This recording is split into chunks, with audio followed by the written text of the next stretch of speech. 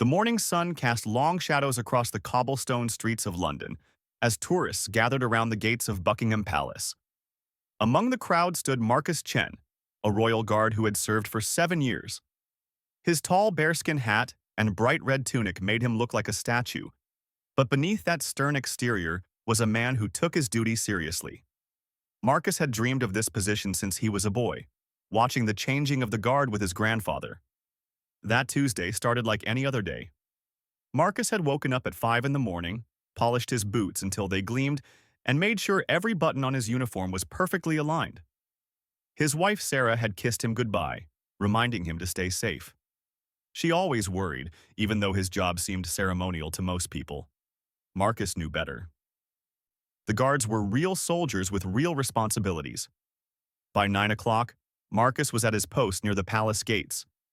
Hundreds of tourists snapped photos, children pointed and giggled, and tour guides shared facts about the guards. Marcus stood perfectly still, his rifle at his side, his eyes focused straight ahead. This was part of the job he had mastered over the years. No matter what happened around him, he remained motionless and professional.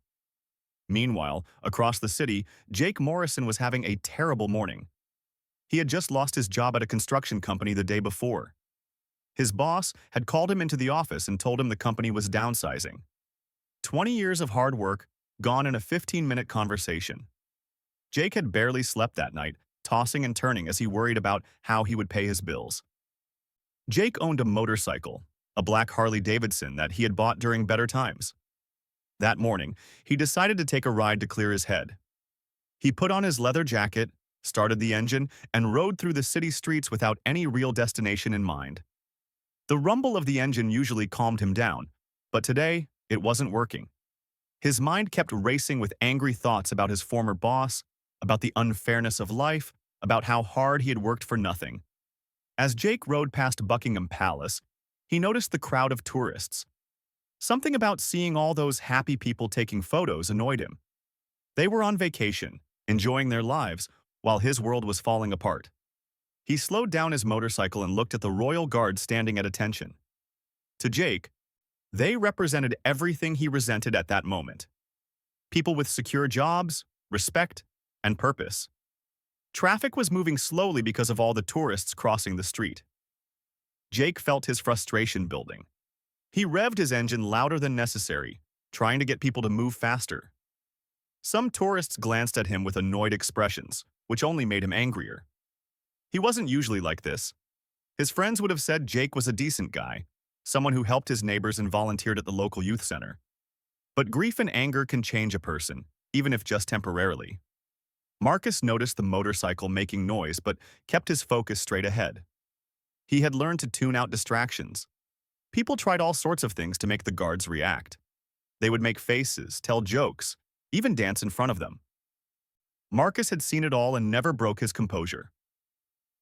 Jake finally made it past the main crowd and was riding along the edge of the palace grounds when something inside him snapped.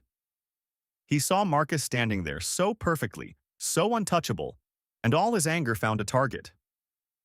Without thinking it through, without considering the consequences, Jake made a decision that would change both their lives. He steered his motorcycle onto the sidewalk, getting closer to where Marcus stood. Tourists started backing away, sensing something was wrong. A mother grabbed her child's hand and pulled him back.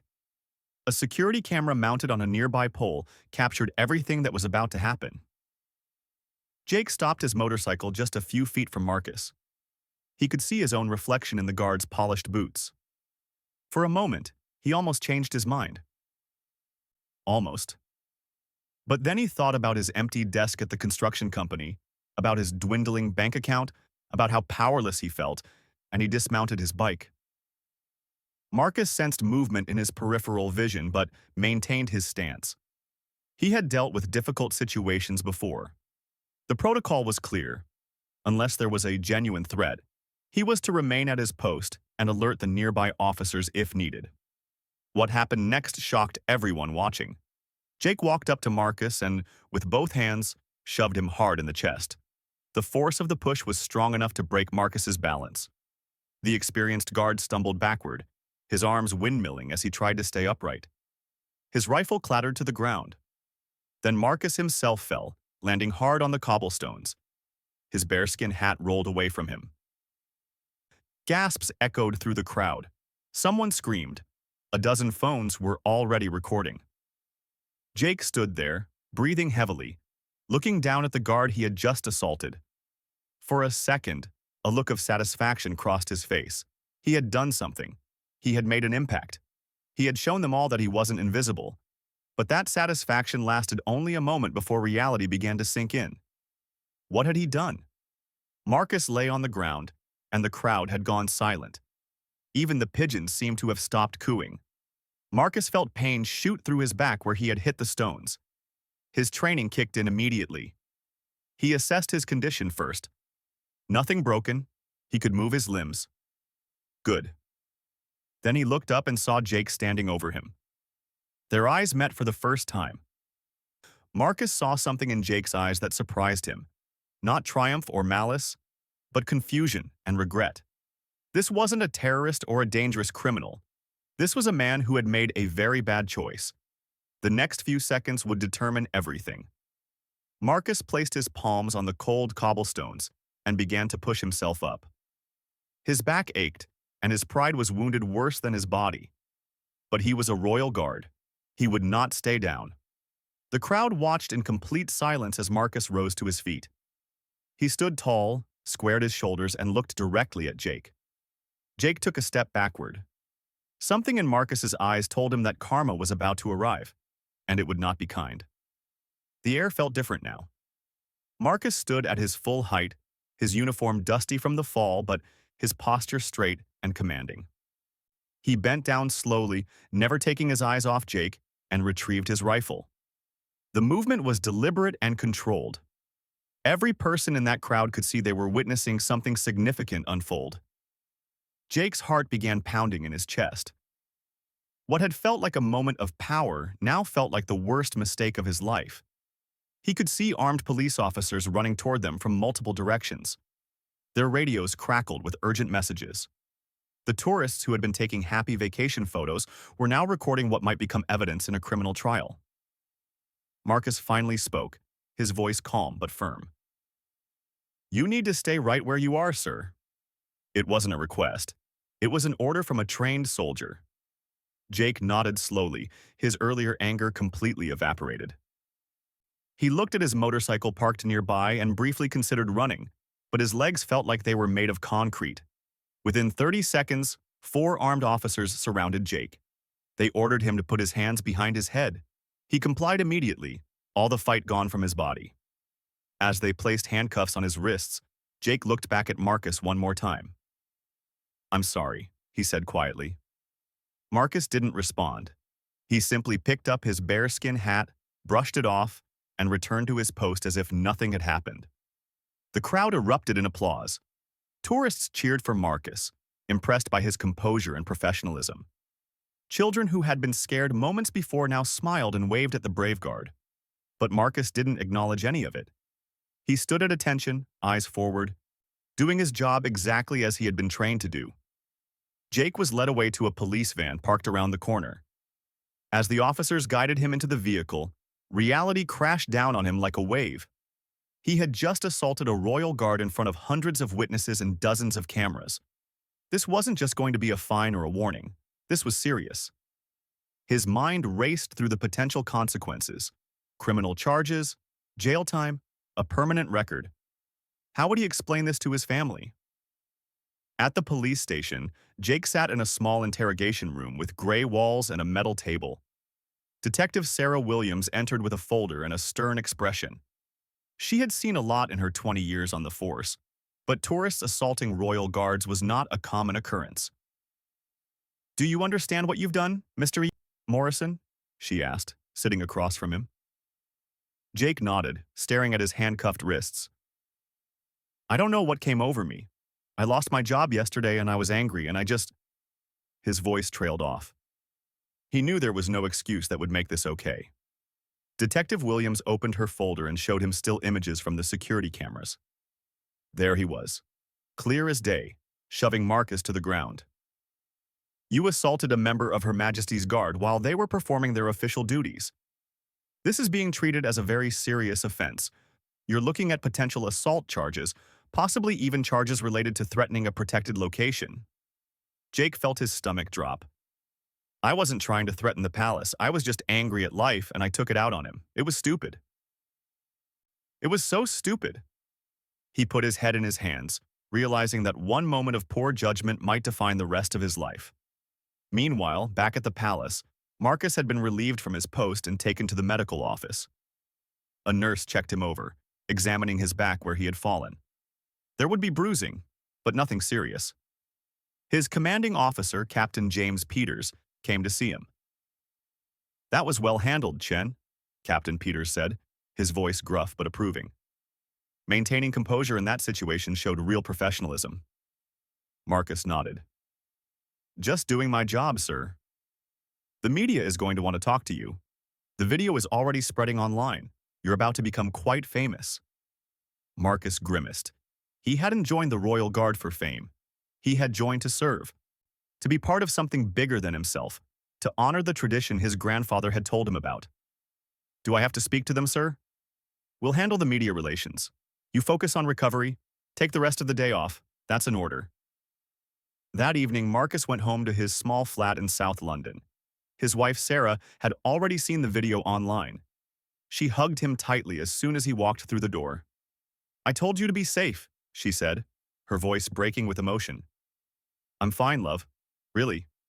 Just a bit sore." They sat on the couch together, and Sarah pulled up her phone. "You need to see this," she said. The video of Jake pushing Marcus had been viewed over 2 million times already.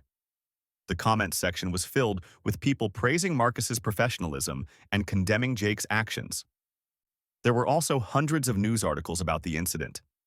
Marcus watched the video, seeing himself fall from an outside perspective. It looked worse than it had felt. He could see the shock on the faces of the tourists, the fear in the children's eyes, and then his own recovery as he stood back up with dignity intact. "People are calling you a hero," Sarah said. "I'm not a hero. I just got back up and did my job." But to the millions of people watching online, that was exactly what made him heroic. In a world where violence often escalated, where people reacted with more violence, Marcus had shown restraint and professionalism. He had represented the best of what the Royal Guard stood for. Back at the police station, Jake was being formally charged. The prosecutor who reviewed his case was not sympathetic. The assault had been unprovoked, caught on camera, and committed against a person performing official duties. The charges included assault, disturbing the peace, and reckless endangerment. Jake was released on bail but told he would have to appear in court within a month. As he walked out of the police station late that night, Jake saw a group of reporters waiting for him. Cameras flashed. Questions were shouted at him from all directions. "Why did you attack the guard? Do you regret what you did? Were you trying to hurt him?" Jake kept his head down and pushed through the crowd without answering. He got into a taxi and gave the driver his address. During the ride home, he looked out the window at the city lights and wondered how his life had fallen apart so completely in just 2 days. First his job, now this. His phone buzzed constantly with messages from friends and family who had seen the video. One text was from his brother David. "What were you thinking? Call me." Another from his mother. "I'm so disappointed. We need to talk about getting you help." Even his ex-girlfriend from 5 years ago had sent a message. "Saw what you did. That's not the Jake I knew." He turned off his phone, unable to face any more judgment. When the taxi dropped him at his apartment building, he noticed his neighbors looking at him through their windows. Word had spread fast in the small community where he lived. He was now that guy who had attacked a royal guard. Inside his apartment, Jake sat in the dark for hours, replaying the moment over and over in his mind. What if he had just kept writing? What if he had gone home instead of letting his anger control him? What if he had thought about the consequences for just 1 second before acting? But there were no answers to those questions, only regrets. The karma he had triggered was just beginning to unfold, and Jake was about to learn that actions have consequences that ripple far beyond the immediate moment. The next morning, Jake woke up hoping the previous day had been a nightmare. But the first thing he saw was his phone, which he had finally turned back on.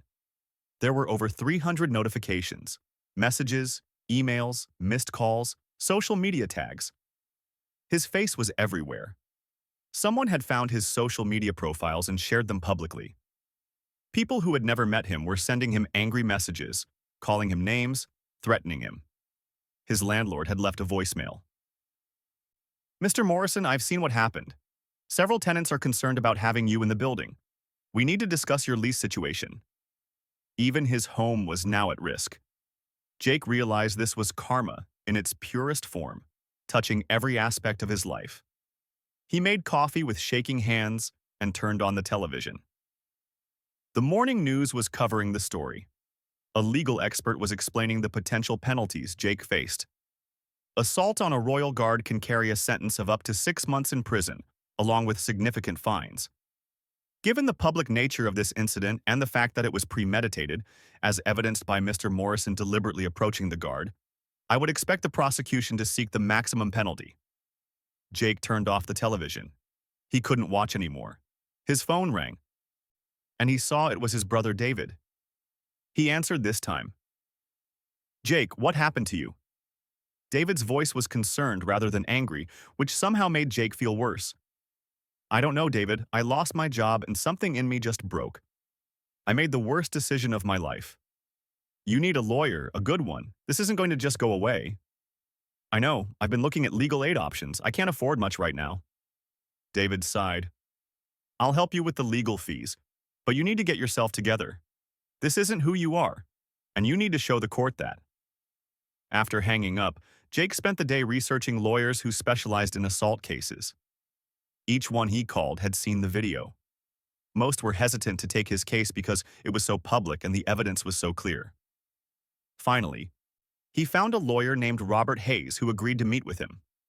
In Robert's office 2 days later, Jake sat across from a man in his 50s with graying hair and tired eyes. Robert had been a defense attorney for 30 years and had seen clients in all sorts of situations. "I'm going to be honest with you, Jake," Robert said. "This is not a case we can win in the traditional sense. The video shows exactly what you did, and there's no denying it. What we need to focus on is mitigation. We need to show the court that this was a momentary lapse in judgment by an otherwise decent person who was going through a crisis."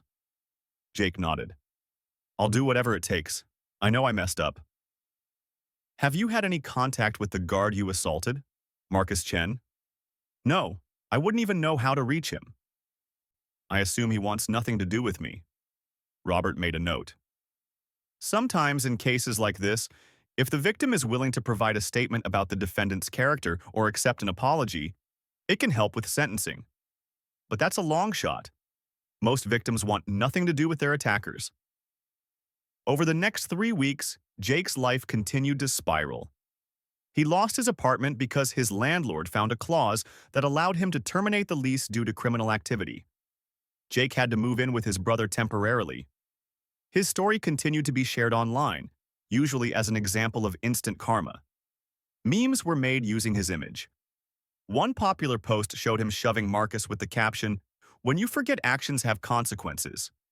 The harassment online became so bad that Jake had to delete all his social media accounts.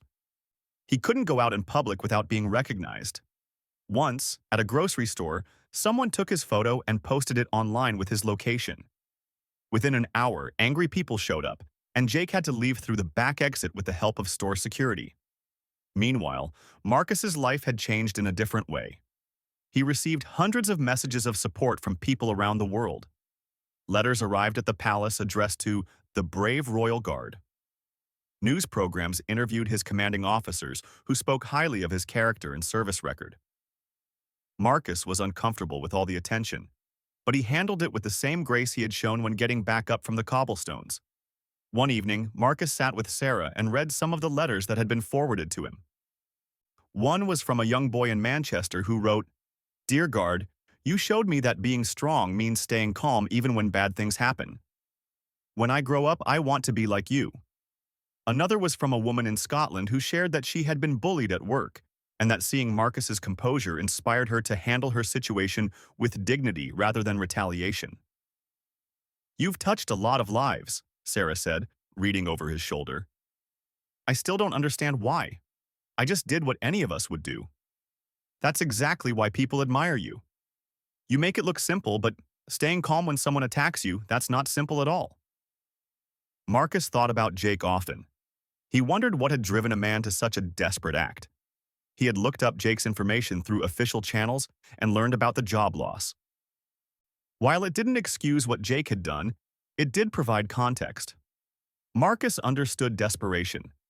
Before joining the Royal Guard, he had struggled with his own demons, his own moments of feeling lost and angry at the world. He had been lucky to find a path forward. Jake hadn't been so lucky. The court date arrived on a gray Monday morning. Jake wore his only suit, which was several years old and slightly too tight. He sat in the courtroom next to Robert, his hands folded on the table in front of him. The public gallery was full of people, including several reporters. Jake could feel their eyes on him, judging him, waiting to see his punishment. The prosecutor laid out the case methodically. She showed the video from multiple angles. She called witnesses from the crowd who described the fear and chaos Jake's actions had caused. She emphasized that Jake's behavior was not only a crime against Marcus Chen, but an attack on a symbol of national heritage and security. Your Honor, the prosecutor concluded, Mr. Morrison's actions were deliberate, unprovoked, and dangerous. He deserves the maximum penalty to send a clear message that such behavior will not be tolerated. Then it was Robert's turn. He stood and addressed the court. Your Honor, my client does not dispute what he did. The video is clear. What we ask the court to consider is the context and the character of the man who made this terrible mistake. Jake Morrison is not a violent criminal. He has no prior record. He spent 20 years working hard at an honest job, volunteering in his community, helping his neighbors. One day of receiving devastating news does not erase 2 decades of being a good citizen. Robert presented character references from Jake's former colleagues, from the youth center where he had volunteered, from neighbors who had known him for years. All of them described a kind, helpful man who had simply broken under pressure. We ask for mercy, Your Honor. My client has lost his job, his home, his reputation. He has been harassed online and in person. He has already paid a heavy price for his actions. What he needs now is not prison but help. Counseling, community service, a chance to make amends and rebuild his life. The judge, a woman in her 60s named Justice Margaret Thompson, listened carefully to both sides. She had reviewed all the materials and watched the video several times. Before announcing her decision, she asked Jake to stand. Mr. Morrison, do you have anything to say? Jake stood on shaky legs. He had prepared a statement with Robert's help, but now all those carefully chosen words seemed inadequate.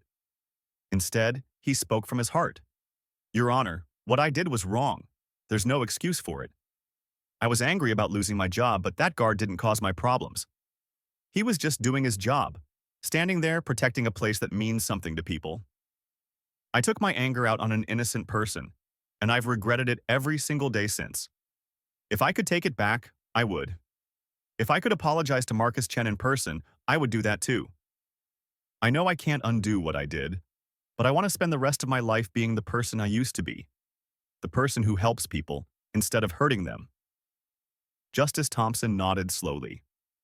Mr. Morrison, you committed a serious offense. However, I do believe in rehabilitation and second chances, particularly for first-time offenders who show genuine remorse. I am sentencing you to 4 months in prison, suspended for 2 years. This means you will not go to jail unless you commit another crime during that period.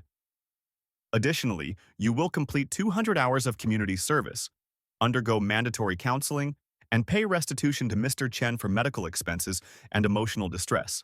Do you understand? Yes, Your Honor. Thank you. Jake felt tears forming in his eyes. It wasn't freedom from consequences, but it was a chance to make things right. As he left the courtroom with Robert, he saw his brother David waiting for him. They hugged, and for the first time in weeks, Jake felt a small spark of hope. The karma that had crashed down on him so hard was finally giving him a path forward. He would have to walk that path carefully, proving every day that he deserved the second chance he had been given.